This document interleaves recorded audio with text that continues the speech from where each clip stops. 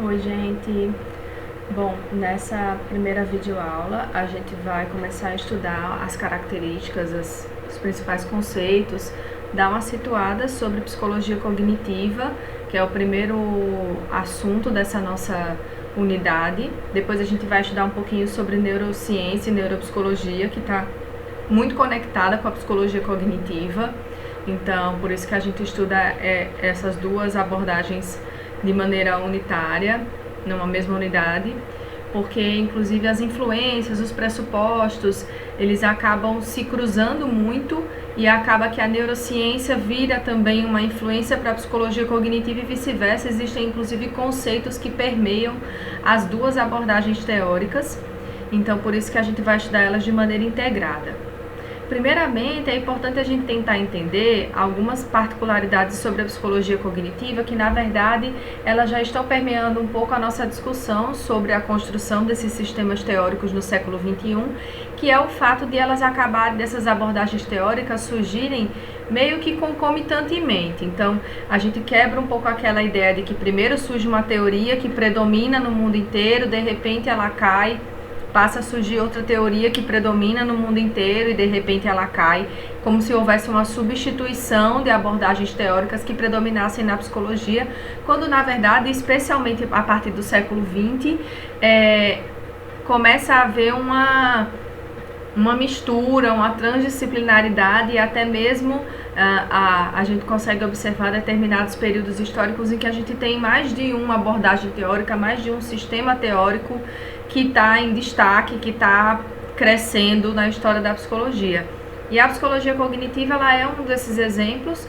Se a gente vai estudar daqui a pouco, talvez não nessa videoaula ou na próxima, os primeiros estudos sobre psicologia cognitiva, que são considerados da área da psicologia cognitiva, são os estudos do Piaget, que começou lá na década de 30, na década de 20, e os estudos do Bartlett, principalmente sobre memória, que vão também aparecer mais ou menos a partir o primeiro livro do Bartlett, o livro mais famoso, na verdade, do Bartlett, que é o Remembering, foi em 1932 ele foi lançado. Então, se a gente pega dentro da trajetória histórica da psicologia, essa época, década de 20, década de 30, de 1920 e 1930, é a época em que o behaviorismo está bombando na história da psicologia. O behaviorismo é, digamos assim, o grande representante da psicologia na sociedade. Os conhecimentos do behaviorismo estão tomando conta da sociedade, até por conta da sua aplicação prática, que remeteu muito aos interesses da sociedade naquela época. Mas são os primeiros estudos que são considerados da psicologia cognitiva, só que eles só ganharão visibilidade, só passarão a ficar famosos, a ter de fato um reconhecimento a partir do momento em que o behaviorismo começa a decair, as fragilidades do behaviorismo começam a aparecer e aí a sociedade começa a olhar. Em sociedade eu digo sociedade científica, mas também de certa forma a sociedade de uma maneira geral, começa a olhar para esse tipo de conhecimento, para esse tipo de perspectiva, de explicação sobre o homem. Então, a psicologia cognitiva ela vai aparecer assim, ela vai reacender, né? Tem até no capítulo do livro que vocês vão ler para fazer a atividade, ele fala de revolução cognitiva. A partir da década de 50, 60, acontece a revolução cognitiva, que na verdade não é bem uma revolução, porque a psicologia cognitiva já vinha lá trilhando seus passos, sua trajetória desde antes, mas é o momento em que ela surge com muita visibilidade e aceitação, né, científica. E isso também tem uma razão de ser que é deslocada da psicologia, que vai representar a história da sociedade como um todo. Então a gente também precisa lembrar, a gente precisa sempre ter em mente e lembrar que a progressão das ciências humanas, elas atendem às necessidades de uma sociedade, que não é só o interesse científico que vai comandar esse tipo de predomínio, mas sim é preciso que os conhecimentos que a psicologia está produzindo, assim como as outras ciências humanas, sejam vistos como úteis e necessários e fazendo sentido para a sociedade. Durante esse período, né, do século XX, a gente tem a Segunda Guerra Mundial. A Segunda Guerra Mundial, embora ela seja um evento político, né, econômico, enfim, ela repercute diretamente nas ciências humanas, nos estudos das ciências humanas de uma maneira geral, não só na psicologia, mas especialmente a psicologia, que é o nosso foco de estudo aqui, ela vai ter que se ajustar aos interesses da sociedade a partir da Segunda Guerra. Então, vocês vão estudar, ou já estudaram na época do behaviorismo, que o Skinner ele chegou a realizar inclusive um estudo com pombos, para mostrar que os pombos seriam capazes de comandar máquinas que enviassem bombas. Se eu não me engano, isso apareceu inclusive no documentário sobre inteligência animal que vocês fizeram a atividade na primeira unidade da disciplina. E vejam que é uma produção de conhecimento bem direcionada para atender determinadas necessidades sociais, políticas, econômicas e tudo mais. Porque, inclusive, a gente já discutiu sobre isso nessa disciplina, vamos voltar a discutir isso quantas vezes forem necessárias. A história da construção da psicologia como uma ciência independente, aplicada, reconhecida, ela é muito permeada por uma necessidade da psicologia de receber essa aceitação social. E para isso, em determinados momentos, a psicologia se voltou para se ajustar a essas necessidades. Com a Segunda Guerra Mundial, os pressupostos behavioristas, eles não conseguem ser tão aplicados em estratégias sociais. Começam a surgir outras questões, como, por exemplo, determinadas pessoas que tenham habilidades cognitivas para determinadas tarefas dentro da guerra, enquanto outras têm outras habilidades cognitivas.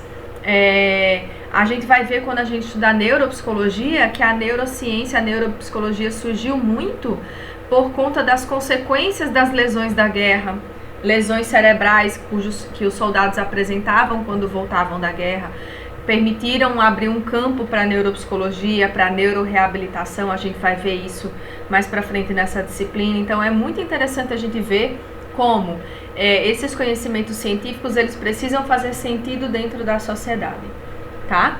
Então, com o pós-Segunda Guerra e o reconhecimento, inclusive dessas lesões, de diferenças cognitivas, que vai casar com determinadas críticas que o behaviorismo vinha recebendo já dentro da área científica, ressurge, vamos botar um ressurge entre aspas, porque não é como se ele tivesse se acabado, mas ganha uma predominância o interesse por processos cognitivos, percepção, memória, representação, atenção, reconhecimento de imagens. Então, ressurge esse interesse que vai abrir novamente o caminho para a psicologia cognitiva. Interesses esses que é interessante a gente apontar, eles já existiam no início da construção da psicologia como ciência independente. Se a gente lembra do que a gente viu na história da psicologia, o laboratório de Wundt, os primeiros experimentos que colocaram a psicologia como uma ciência independente eram experimentos que se aproximavam muito da psicologia cognitiva, que eram voltados para a representação, para a percepção, autorrelato e tudo mais, de como os pensamentos estavam acontecendo. Então, não é uma coisa que surge do nada, né? Então, é interessante a gente ter isso em mente. Eu organizei essas videoaulas num caminho, numa trajetória um pouco diferente da que é apresentada no livro, que vocês vão ler e também em outros livros, tá? Então eu vou primeiro trazer a grande área na qual a psicologia cognitiva contemporânea se insere, que é a área das ciências cognitivas. A gente vai ver um pouquinho, inclusive, das influências externas, os outros campos de conhecimento que surgiram junto com essa nova ascensão da psicologia cognitiva contemporânea e que dialogam nos estudos da psicologia cognitiva, para depois a gente entender os pormenores da construção do campo da psicologia cognitiva em si, tá? Então é importante que vocês fiquem atentos. Eu tô trazendo informações, inclusive, que não estão presentes no capítulo do livro de leitura obrigatória de vocês, justamente para a gente ter uma complementariedade de informações, certo? Ao longo dessa videoaula, dessa e da próxima, eu vou mencionar vídeos que eu vou colocar ou eu vou mandar o vídeo pelo Siga, ou eu vou colocar o link do YouTube na descrição dessa videoaula. Então, quando eu mencionar o vídeo, talvez seja interessante pausar um pouco a aula e assistir o vídeo e depois voltar. Mais ou menos uma dinâmica do que seria uma aula presencial, onde naquele momento seria o momento em que eu iria apresentar esse vídeo, tá? Bom, a psicologia cognitiva, pelo menos as teorias mais contemporâneas, essas que passaram a ter visibilidade a partir da década de 50 e de 60, elas vão se inserir num campo teórico, num sistema teórico que abarca outros campos de conhecimento, mas que tem um objeto de estudo em comum, que é a cognição. São as chamadas ciências cognitivas. Dentro desse objeto em comum, que é a cognição, a gente vai ter a cognição sendo definida como representações mentais e as suas regras de transformação.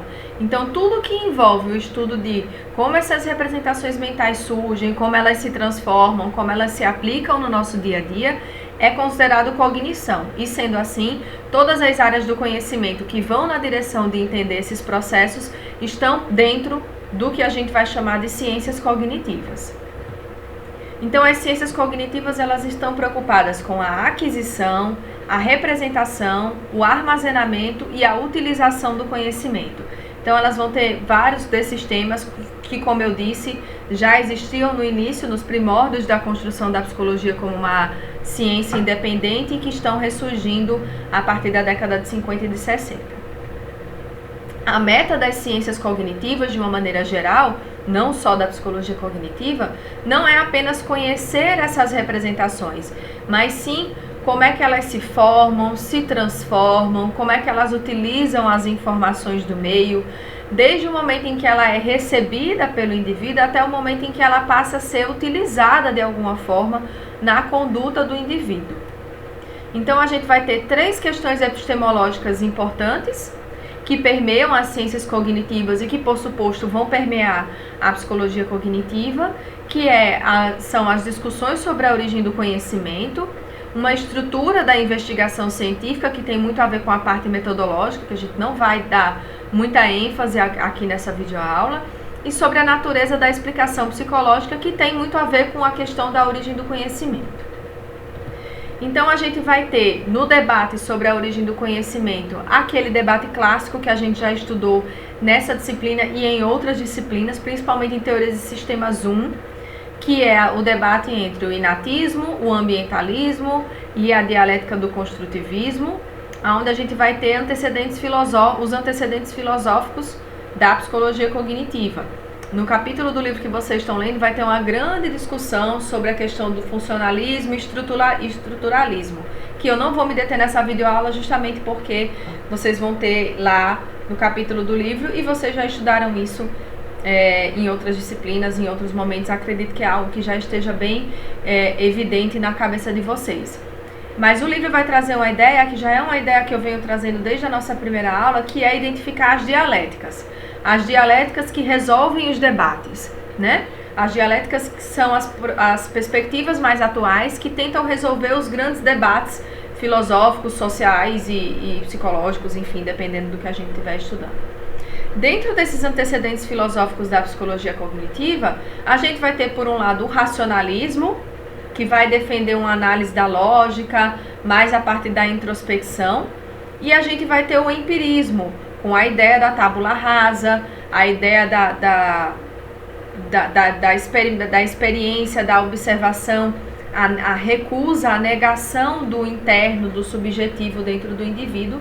E aí, nesse caso específico, a dialética vai aparecer a partir dos conceitos kantianos, que vão ser a base do pensamento construtivista dentro da psicologia, tá? Então, é importante a gente entender que essa dialética ela vai trazer a seguinte ideia, de que as teorias racionalistas, sem qualquer ligação com a observação, não podem ser válidas. Porém, também não faz sentido a gente ter dados empíricos sem uma estrutura teórica organizadora. Então, eles vão tentar, a dialética que tenta agregar isso tudo é algo que é muito presente dentro da psicologia cognitiva, que é essa ideia de que, sim, existem processos internos, existem processos mentais que não são palpáveis, que não são materiais, não é possível materializar, ver de maneira concreta, mas eles podem ser vistos de maneira experimental também, empírica, desde que a gente consiga adaptar os métodos de análise. Então a gente não vai estudar nessa disciplina neobehaviorismo, mas no capítulo que vocês vão ler, eles vão mencionar os estudos neobehavioristas do Edward Thoman e acredito que do Clark Hull também. Esses dois teóricos são teóricos que são considerados neobehavioristas, mas que eles são responsáveis por uma ponte, por uma abertura, inclusive para a fragilidade do behaviorismo, a partir do momento que eles começam a utilizar conceitos subjetivos, entre aspas, nas suas teorias. Então, o Edward Thoman, por exemplo, com os seus estudos sobre ratos em labirinto, ele vai trazer a ideia de que o rato, ele cria uma representação mental, um mapa do labirinto. Ele vai criar essa ideia também de variável interveniente, que é um conceito que a gente vê muito na psicologia, que é justamente isso que a gente não consegue mensurar, que a gente não consegue enxergar concretamente, mas que nós precisamos levar em consideração quando a gente estuda algum processo psicológico. E o Clark Hull, ele vai fazer todo um estudo sobre os processos de aprendizagem, onde ele vai trazer uma ideia de curva de aprendizagem, que é muito utilizada inclusive na psicologia escolar até hoje, e ele vai falar sobre os fatores que influenciam esse processo de aprendizagem, e ele coloca elementos também, embora ele não utilize termos cognitivos, mas ele coloca elementos que remetem a essa ideia de que existe algo subjetivo, algo interno, que não respeita a uma lei geral de comportamento, que era o que o behaviorismo pretendia propor, né? Então, essa é mais ou menos a dialética que vai aparecer na psicologia cognitiva e que vai ser muito bem acolhida porque passa a satisfazer mais, a explicar melhor as questões sociais do que o behaviorismo vinha fazendo até então. A gente vai ver daqui a pouco, uma das grandes fragilidades do behaviorismo foi o momento em que o Skinner tentou trazer a ideia de que as leis de condicionamento operante funcionavam para a aprendizagem da linguagem, a linguagem humana. E aí o Chomsky, o Noam Chomsky, vai trazer toda uma crítica a essa visão do Skinner, e aí é quando começa a decadência do behaviorismo. Com relação à natureza da explicação psicológica, devido ao seu objeto de estudo, as ciências cognitivas elas não conseguem oferecer explicações que sejam dedutivo-nomológicas. Ou seja, ela não pode assumir que um evento está cientificamente explicado a partir de uma única lei geral. Era o que eu vinha falando agora. Essas variações que levam à resposta do indivíduo, que são explicadas por fatores internos, trazem essa fragilidade. Não dá para a gente estabelecer uma lei geral, embora a gente conheça, por exemplo, como é que funciona os processos de percepção, de memorização. O próprio Bartlett, a gente vai ver daqui a pouco, trouxe essa ideia de que até mesmo os processos de memorização, que têm etapas que sejam fixas para todo mundo, ou seja, para memorizar uma informação, existe aquele processo, o conteúdo que é memorizado pode variar. E essa variação vai depender de características do contexto, características da situação e características do indivíduo. Então não é possível estabelecer uma única lei que explique todos os comportamentos e todos os processos. Sendo assim, a psicologia cognitiva ela vai aparecer dentro dessa lógica das ciências cognitivas. E aí a definição que está no livro que vocês vão ler, no capítulo do livro do Sternberg que vocês vão ler, é de que a psicologia cognitiva é o estudo de como as pessoas percebem, como as pessoas aprendem, como elas se lembram e como elas pensam sobre a informação. Então, aqui é importante a gente ver também uma influência muito grande de determinadas discussões que começaram a aparecer na década de 50 e 60 sobre a ecologia dos estudos da psicologia, a validade ecológica. O que é a validade ecológica? A validade ecológica é quando você traz a explicação de um fenômeno, mas que essa explicação precisa fazer sentido no dia a dia da pessoa que você está estudando. Então, se por acaso for um fenômeno que tiver relação com determinadas características do ambiente, isso precisa ser levado em consideração. Então, os estudos sobre percepção, sobre atenção, sobre representação, sobre memória, eles precisam ser flexíveis com relação a essa validade ecológica, tá? Então a gente vai ver daqui a pouco, mais pra frente, provavelmente na próxima videoaula, como é que isso está sendo organizado. Antes a gente vai estudar um pouco sobre as influências externas da psicologia cognitiva, as áreas do conhecimento que surgiram dentro desse campo grande das ciências cognitivas e que vão permear um pouco os estudos da psicologia cognitiva em algum grau, seja trazendo métodos diferenciados, seja trazendo discussões, perspectivas teóricas diferentes ou até mesmo trazendo um desafio, que eu pelo menos coloco muito a área da inteligência artificial como sendo um grande desafio para a psicologia cognitiva, dialogar com a inteligência artificial e tentar colocar muito claramente qual é o lugar da psicologia dentro desse tipo de estudo, que não deveria ser um estudo meramente tecnológico, quando a gente tem outras implicações na discussão sobre a inteligência artificial, que são, na minha concepção, extremamente relevantes para a psicologia. Tá? Inclusive, provavelmente uma das atividades do que vocês farão nessa unidade vai ser sobre inteligência artificial, tá? Então é um tema que está muito em voga, está sendo muito discutido na ciência, talvez não esteja sendo tão discutido dentro da psicologia como deveria ser.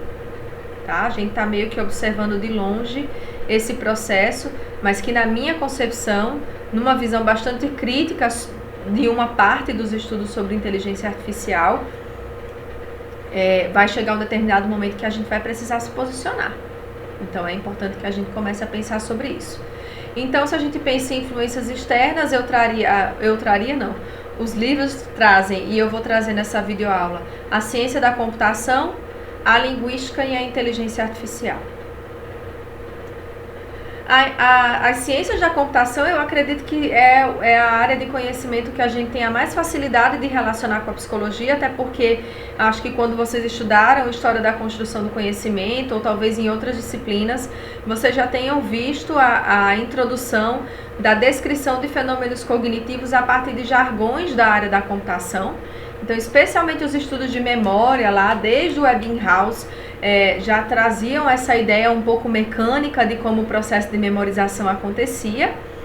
E aí a gente vai ter o modelo de Atkinson e Shiffrin, que eu acho que é um dos modelos bem famosinhos sobre o processo de memorização e que utiliza muito claramente a metáfora do computador.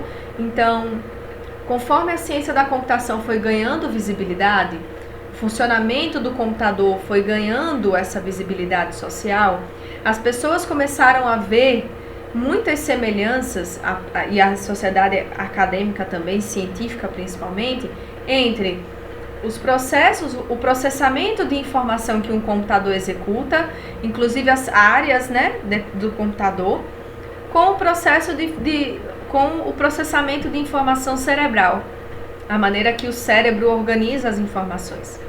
E aí o Atkinson e o Shiffrin vão trazer essa proposta. Eu vou trazer uma imagem agora que eu acredito que seja muito familiar para vocês. Eles vão dividir a memória em 3 grandes etapas. Então eles vão dizer que a primeira etapa, a porta de entrada do processo de memorização é a memória sensorial, que vai ser o momento em que o cérebro está recebendo todas as informações sobre aquela determinada questão. Depois a gente vai ter a memória de curto prazo, que vai ter um funcionamento, vai ser remetido à memória RAM do computador. Muitos estudos estão chamando essa memória de curto prazo hoje em dia de memória de trabalho.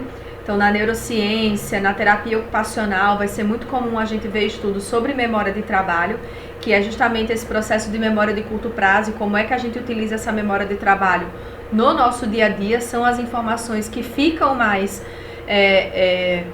acessíveis facilmente. Então, eu lembrar o número do meu telefone, o número do meu documento, eu lembrar o caminho de volta para casa quando eu estou dirigindo, todas essas etapas, enfim, como é que eu mexo no celular, e também os próprios conhecimentos que eu uso no meu cotidiano, na minha prática. E aí a gente vai ter a memória de longo prazo, que é a memória permanente, que vai trazer o conteúdo de aprendizagens, lembranças e a interpretação das informações novas.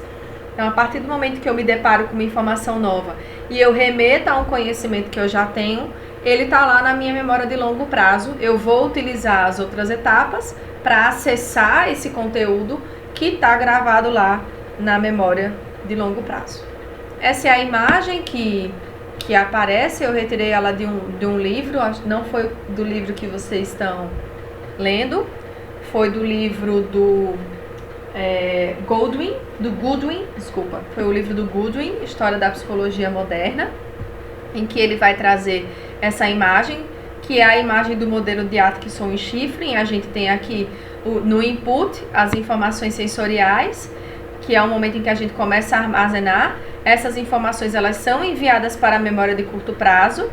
Daqui, elas tanto podem ser já utilizadas, já no método de saída, no output, como elas podem ser enviadas para a memória de longo prazo. E aí a gente vai ter uma válvula que liga diretamente memória de curto prazo e de longo prazo, a partir de processos de transferência e de recuperação, que quanto mais a gente transfere, quanto mais a gente recupera, quanto mais a gente utiliza aquela informação, mais ela fica permanente dentro da memória de longo prazo. E se a gente não utiliza tanto, se a gente não recupera tanto, pode ser que em algum determinado momento essa memória venha a ser ou descartada ou até mesmo escondida lá no nosso processo de memorização. A gente tem vários estudos que mostram, como por exemplo, quando a gente vai fazer a aprendizagem de uma segunda língua, se a gente exercita semanalmente, frequentemente, a gente consegue recuperar esse aprendizado. Se a gente passa muito tempo sem utilizar esse conhecimento, embora ele ainda esteja lá, e talvez inclusive a gente consiga aprender muito mais rapidamente numa segunda vez, ele não está de tão fácil acesso como os conhecimentos que a gente utiliza no nosso dia a dia, certo? Tem um filme até muito interessante, uma animação, o filme Divertidamente. Se vocês não assistiram, eu recomendo que assistam. É um filme super interessante, embora seja uma animação para crianças, ele é extremamente interessante. E ele vai trazer sobre o filme, na verdade, ele vai discutir sobre a construção da personalidade a partir das emoções. Mas o processo de construção disso vai falar sobre o processo das memórias. Então, as memórias que eles chamam de memórias base, eu não vou me lembrar agora o nome, são justamente essas experiências que são enviadas para a memória de longo prazo e que vão ser a base da construção da personalidade da personagem, a partir de emoções. Essas memórias, no caso do filme, elas são escolhidas a partir de momentos de grande emoção, né? Claro que o processo de memorização ele é muito mais abrangente do que apenas o que está sendo descrito no filme, mas é muito interessante a maneira com que eles representam isso lá, tá? Então, a transferência das metáforas computacionais para o processo de pensamento é uma das grandes responsáveis pela aceitação social da psicologia, porque o computador foi algo que foi revolucionário naquela época, mudou a vida das pessoas, e trazer para o concreto os processos de pensamento, que é algo tão amplo, abrangente, tão complexo para as pessoas entenderem, fica muito mais fácil de entender o processo de memorização se a gente consegue fazer um paralelo com algo que já está na vida prática das pessoas.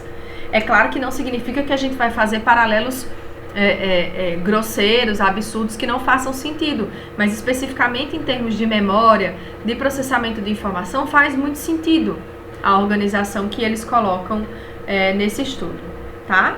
Então, até hoje, os estudos sobre memória, embora eles já tenham se adaptado muito à validade ecológica, como eu falei anteriormente, então, por exemplo, que tipo de memórias são mais facilmente recuperadas, que tipo de memórias são mais facilmente armazenadas, isso vai variar de acordo com essas características ecológicas do contexto, da história de vida do indivíduo, por exemplo, tá? Das aptidões, da emoção. A emoção tem um papel importante, sim. É muito mais fácil a gente aprender algo que a gente gosta de estudar, a gente vai memorizar mais facilmente, a gente vai fazer relações com mais facilidade, enfim.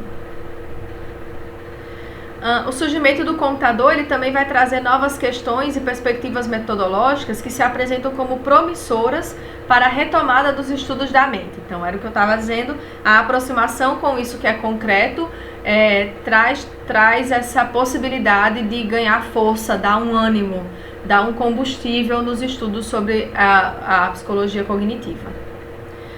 A gente vai ter também uma característica muito importante aqui da computação, que é a influência do Alan Turing, que não é psicólogo, na ideia da influência dos processos mentais, de como as máquinas podem auxiliar nesse processo. O Alan Turing, ele ficou famoso por conta da sua teoria da imitação.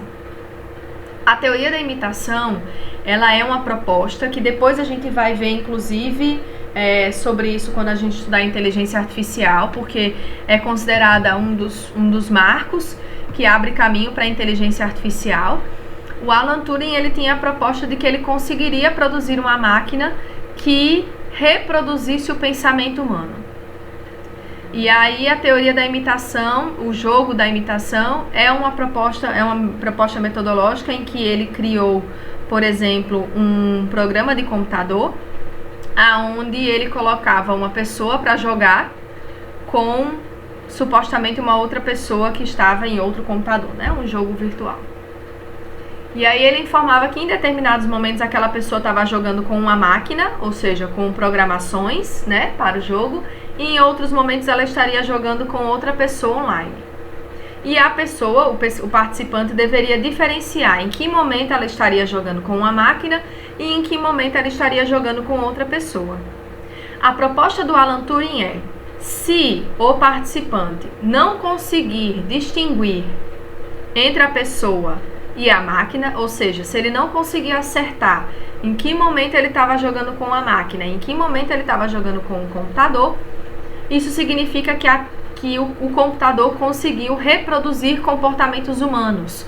Ele conseguiu confundir a pessoa e a pessoa não conseguiu mais identificar características essencialmente humanas naquele comportamento. E isso foi muito revolucionário na época, ele ficou muito famoso sobre isso, e foi a partir da teoria da imitação que ele ganhou visibilidade mundial a partir do momento em que ele foi trabalhar para os Estados Unidos durante a guerra. Então surge aí a guerra de novo, como um elemento que mudou a ciência. O Alan Turing, ele foi trabalhar nos Estados Unidos na guerra, e a missão do Alan Turing era a seguinte: durante a guerra, a Alemanha sempre conseguia estar um passo à frente dos Estados Unidos, porque eles tinham um mecanismo que criptografava as mensagens que eram interceptadas pelos Estados Unidos, mas que os Estados Unidos não conseguiam decifrar por conta dessa criptografia, porque a criptografia mudava a cada 24 horas. Então, a cada 24 horas os códigos mudavam, então não havia tempo hábil para que os analistas americanos conseguissem decifrar esse código e, em consequência disso, conseguissem traduzir a mensagem. Então, eles tinham um enorme sistema de captação de mensagens, então eles tinham escutas, eles tinham informantes, eles tinham tudo isso, mas eles não conseguiam decifrar as mensagens, porque a Alemanha tinha essa tecnologia à sua frente. E o que é que o Alan Turing vai propor? Ele vai tentar construir uma máquina que, por reproduzir os processamentos mentais humanos numa velocidade muito mais rápida, teria a condição em 24 horas de decifrar o código. Se a máquina decifra a lógica, mesmo que mude a sequência, o símbolo para a letra, a partir do momento que a máquina entende a lógica, ela consegue aplicar a lógica a qualquer tipo de criptografia. Então essa é a ideia. E aí o Alan Turing vai tentar desenvolver essa máquina, e é muito difícil, é muito complexo, porque em 24 horas é muito pouco tempo, e naquela época a gente não tinha tecnologia de informação e de construção de máquinas que nós temos hoje, era algo muito rudimentar ainda. E é muito interessante a gente ver, tem um filme, chama O Jogo da Imitação, que vai mostrar a história de tudo isso até o final dessa história. Bom, a gente sabe que os Estados Unidos ganharam a guerra, então a gente sabe que de alguma forma o Alan Turing foi bem sucedido na sua empreitada. Esse filme, eu acredito que ele deve ter no Netflix, ele é muito interessante. Eu tenho um link do YouTube que traz tipo um compacto desse filme, tipo recortes, que acredito deve ter uns 20 minutos, meia hora, que vai mostrar os melhores momentos, digamos assim, do filme.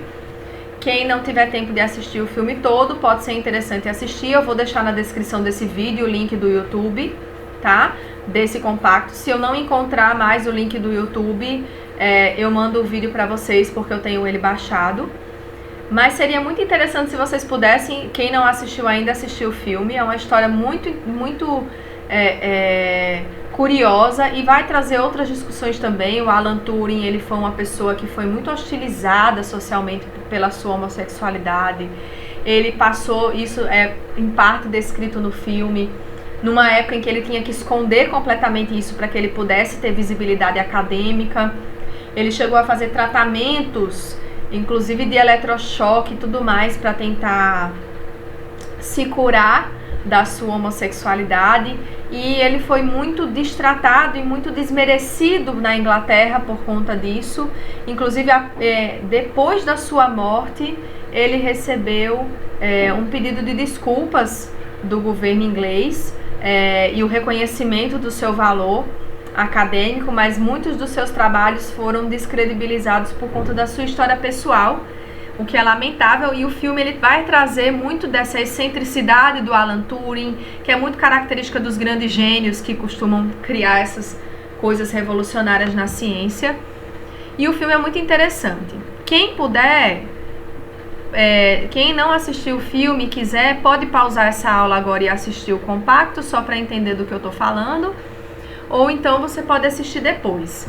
Mas de uma maneira geral, o que eu queria discutir, e eu vou falar um pouco sobre como é que isso se resolveu, que não tira o valor de maneira nenhuma do filme.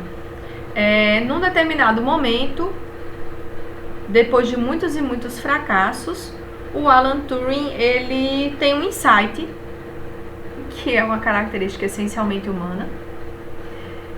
E ele entende que ele tem como dar uma dica, digamos assim, para a máquina de palavras que necessariamente estariam presentes. E aí ele teve o insight de perceber, numa conversa de bar inclusive, que algo que unifica todos os alemães na época de Hitler é que todos sempre se cumprimentavam no começo ou no final, ou em ambos as conversas, com Heil Hitler. Então, Heil Hitler é uma expressão que necessariamente precisa estar nas mensagens. A partir do momento que ele dá essa dica para a máquina, ele consegue decifrar o enigma, e o uso dessa máquina foi um dos grandes aliados para que os Estados Unidos pudessem se antecipar nos ataques alemães e conseguissem ganhar a guerra. E eles colocam a inteligência artificial, surgiu muito a partir dessa discussão, mas eu sempre trago a ironia de que a máquina só conseguiu fazer isso a partir de um insight que somente um homem pudesse ter. Somente um ser humano, com a sua capacidade de abstração e com a sua capacidade de processamento cognitivo totalmente diferente do mecânico, poderia ter e trazer essa instrução para ela. Então, até que ponto a inteligência artificial vai de fato ser uma inteligência independente e autossuficiente é a grande discussão da inteligência artificial, e na minha visão é onde a psicologia deveria se inserir mais. Eu vou indicar para vocês um episódio do Netflix de uma série que vai trazer atualizações sobre diversos temas. É muito interessante a série, e ele vai discutir sobre isso, sobre a inteligência artificial e até onde a gente pode ir com a inteligência artificial. E aí depois eu vou querer muito escutar a opinião de vocês sobre isso, tá? Então, as ciências da computação, elas passam a trazer toda essa discussão sobre o funcionamento mental. Outra influência externa da psicologia cognitiva é a psicobiologia, que, como eu falei anteriormente, vai ser um dos momentos em que a gente vai ter a relação da psicologia cognitiva com a neuropsicologia, desculpa. A psicobiologia, ela vai ressurgir toda a importância de você estudar o funcionamento cerebral, inclusive por questões anatômicas. Então, o avanço da medicina, o avanço dos estudos sobre os processos cerebrais, doenças cerebrais, lesões, etc., vão trazer também esse interesse para a psicologia. Então, a ideia de que existe uma macro-organização cerebral, não apenas uma micro. A gente vai ver em neuropsicologia que há um debate nos estudos sobre o cérebro entre os localizacionistas e os unitaristas. Uns que propunham que existiam áreas específicas do cérebro para cada função e uns que propunham que o cérebro funcionava o tempo inteiro de maneira integrada. E a neurociência, inclusive, vai trazer também uma dialética. O Alexander Luria vai trazer uma visão muito interessante e que predomina até hoje para resolver esse debate. Mas a psicobiologia vai trazer essa ideia de que existe uma organização cerebral que torna possível a execução de atividades planejadas e complexas. Então, a psicobiologia vai começar a estudar a relação entre o desempenho cognitivo, os eventos e as estruturas cerebrais. A gente vai ter, por exemplo, o início dos estudos do cérebro pós-mortem, que vai ser muito utilizado pela neuropsicologia também no início, antes das máquinas começarem a aparecer. Aí, num determinado momento, a gente começa a ter as imagens da atividade cerebral. Então, a gente já viu sobre isso, ou vocês vão ver em outras disciplinas, que o surgimento do maquinário de tomografia, de eletroencefalograma, revolucionou a psicologia.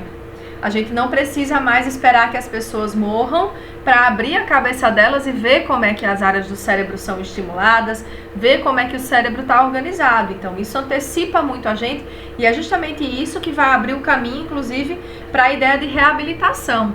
Então, quando antes a gente fazia estudos do cérebro pós-mortem, era um estudo essencialmente diagnóstico, essencialmente de constatação. Não havia muito o que fazer. Mas a partir do momento que a gente consegue trabalhar com a obtenção de informação em vida, até mesmo durante o desempenho de uma atividade cognitiva, que é algo que a neurociência utiliza muito hoje em dia, esse maquinário, a gente vai conseguir ter um avanço muito grande.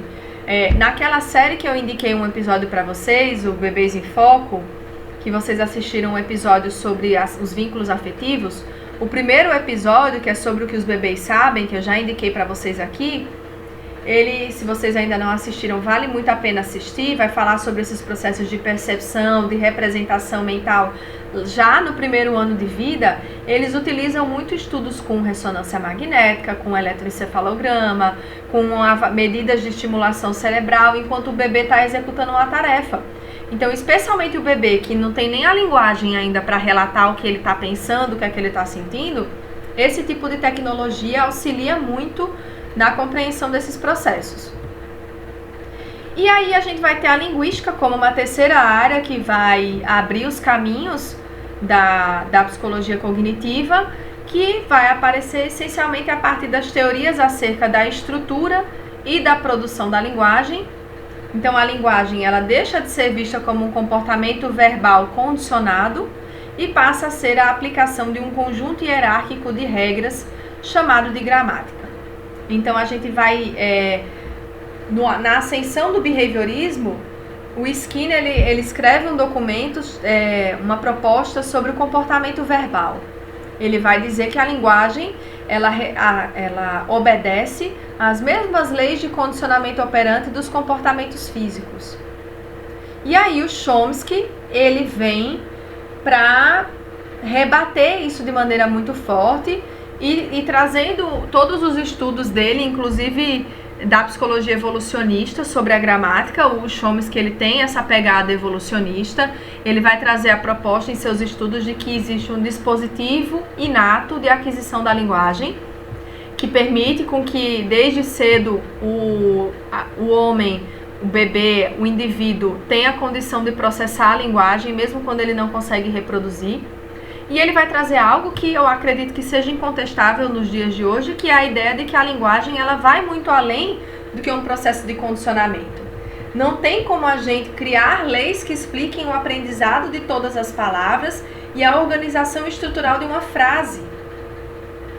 Então, quantas vezes nós nos deparamos com a surpresa de ouvir a criança falar algo que ela nunca ouviu antes, pelo menos não naquela forma. Palavras que ela só ouviu uma vez e que ela aplica em outro contexto. Uma organização de comunicação. A linguagem como comunicação, ela vai muito além de você aprender que primeiro vem o sujeito, depois do sujeito vem o verbo, depois vem a estrutura que a gente aprende, por exemplo, na escola. Ela pode ter uma coisa muito fixa, muito certinha, mas o exercício de se comunicar, de utilizar a linguagem para comunicação, ele não pode ser explicado por uma lei geral que se aplique a todo mundo. Os idiomas são diferentes, a organização dos idiomas é diferente. Então, quando a gente vai aprender outra língua, a gente precisa reorganizar toda a nossa cabeça para essa outra língua, o que não significa que a gente vai extinguir o aprendizado da língua anterior. Então, tem toda uma diversidade de processos que envolvem a linguagem, que não permite que a linguagem seja explicada a partir de um mecanismo geral de condicionamento. E a partir do momento em que o Chomsky começa a bater muito de frente com o Skinner com relação a isso, o Skinner começa a ter fragilidades, né?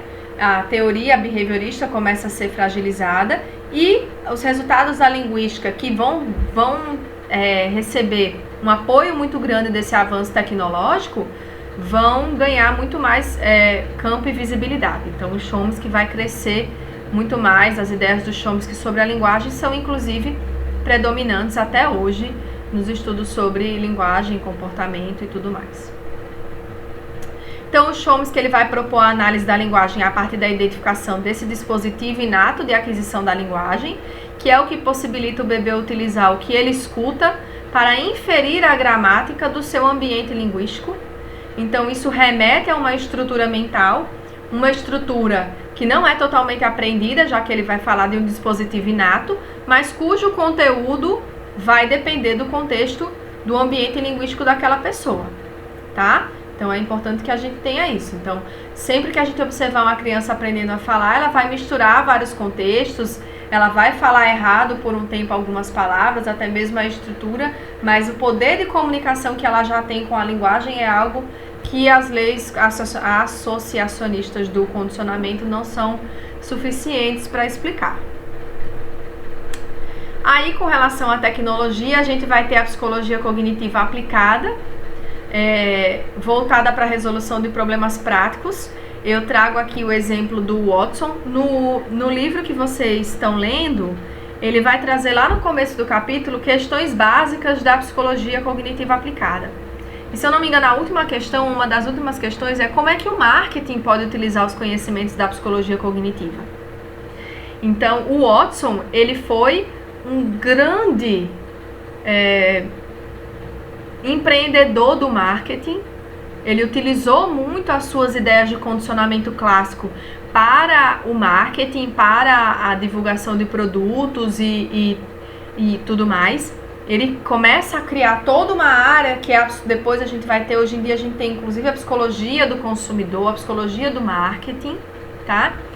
E embora utilizem-se pressupostos também da teoria comportamental, eles são baseados em processos cognitivos de processamento da informação. Eu trago essa sugestão, tem um filme que chama Golpe Duplo, eu não vou me lembrar agora como é o nome dele em inglês.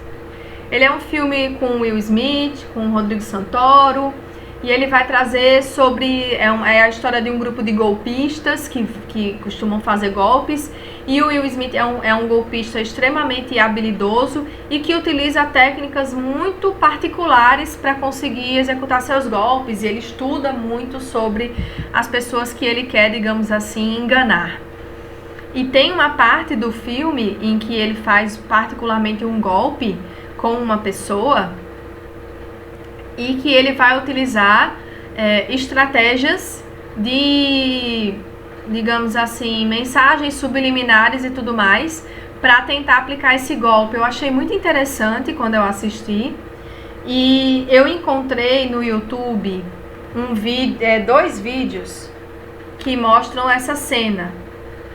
Um que vai mostrar a cena e o outro que vai mostrar ele explicando como ele aplicou o golpe, que pra mim eu acho que é uma explicação super da psicologia cognitiva aplicada. Infelizmente a qualidade dos vídeos não é muito boa. Tem um vídeo, inclusive, que se eu não me engano tá legendado em espanhol. Infelizmente foi o que eu consegui. Eu ainda acredito que é possível encontrar o filme completo, mas eu acredito que já dá pra ter uma noção. Eu vou colocar o link dos 2 vídeos aqui na descrição dessa videoaula, ou então mando o vídeo para vocês. Mas assistam, é muito interessante vocês observarem como ele organizou o golpe e as estratégias cognitivas que ele usou para induzir a pessoa que ele enganou a dar a resposta que ele queria que a pessoa desse. Então, a psicologia cognitiva aplicada, ela vai usar da tecnologia e ela vai usar dessas informações para convencer as pessoas a fazer determinadas coisas. Então, se tiver algum grupo que vai trabalhar com consumismo, eu acho que é extremamente interessante ir por esse caminho, tá? Aí a gente vai ter a inteligência artificial, que vai trazer o processamento inteligente da informação. Então, a inteligência artificial, de maneira generalista, ela é uma área que investiga se as máquinas elas podem funcionar com algum grau de inteligência. Aí a gente vai ter 2 caminhos, né?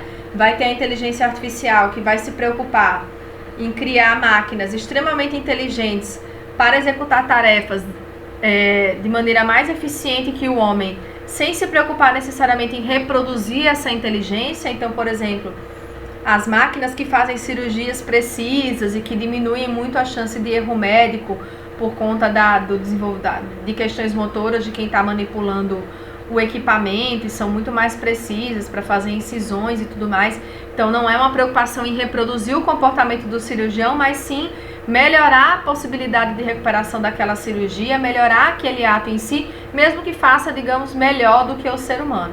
E tem uma outra vertente da inteligência artificial, que é essa que tenta reproduzir os comportamentos humanos a partir das máquinas, que para mim é o campo um pouco mais discutível, digamos assim. Então a gente tem as simulações por computador para imitarem uma determinada função ou um determinado processo humano, que começou lá com os jogos de xadrez e tudo mais, mas que agora a gente está indo para inclusive robôs que tenham aparência humana e reproduzam comportamentos e pensamentos humanos, que vai ter muito a ver com a teoria da imitação do Alan Turing.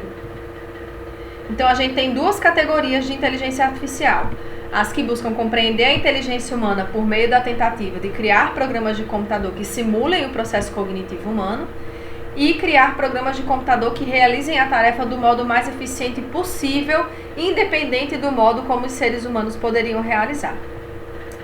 Aqui eu também vou mandar para vocês um vídeo muito interessante, mas vocês podem pesquisar vários outros, que é a RoboSofia.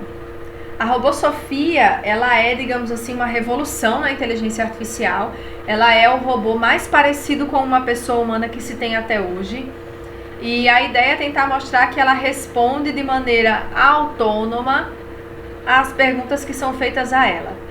Mas ela abre caminho para uma discussão enorme sobre a utilização e o potencial de uso que esse tipo de tecnologia traz e a necessidade da criação desse tipo de tecnologia.